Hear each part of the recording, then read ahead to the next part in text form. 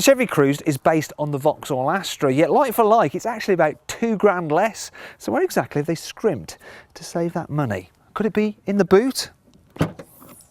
No, look, I mean, it's pretty large, isn't it? As I've illustrated with a small rucksack. Sorry, I forgot my other props today. But how about in the back seats? Well, if I just scooch across here, you'll see that one decidedly average adult male. Yeah, off it, no problem at all. And if there's no one in the middle seat, when you fold down the armrest, there's a couple of handy cup holders there as well. Up front, Chevy has tried to give the Cruze a sporty feeling with a curvaceous dash, some shiny knobs and switches, and racy dials with cool blue lighting. The steering wheel feels nice to hold too, and there's lots of adjustments in it. There we go. And in the driver's seat. Look at that. You can also alter it for height as well, and it's dead easy to get your ideal driving position, which is handy whether you're big or small. There's lots of practicality as well, so let's just quickly count the cubbies. So 1, 2, 3, 4, 5, another one down here is 6, 7, 8, and obviously again over there 9 and 10, which is pretty handy. As for equipment, well, it's generous across the entire range. For instance, all models get air conditioning, USB connectivity and 6 airbags, plus that all important ESP anti-skid control.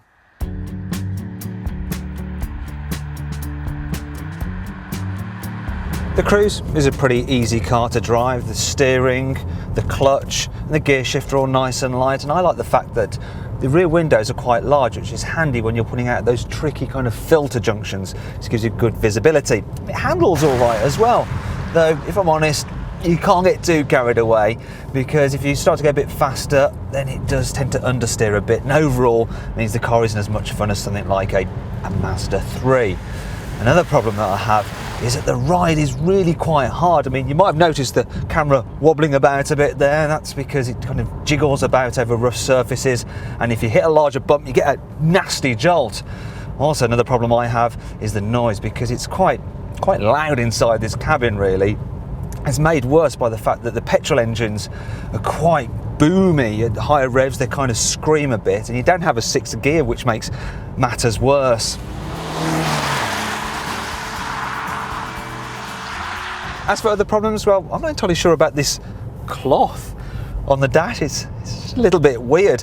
And the seats, well, some people might find them a little bit firm. In fact, they seem about as stiff as those plastic chairs you used to get at school. If you regularly carry large objects around, you may find the fact that when you fold the rear seats down, you get an annoying lip. Also, weak residual values may be of concern as well. But then come on, I mean, what did you expect? Perfection? After all, this is a cheap car, so you've got to give it a little bit of leeway. And it does come with the peace of mind of a 5-year warranty, a year's breakdown recovery, and if you go for one of Chevy's excellent prepaid servicing deals, it should be cheap to maintain too.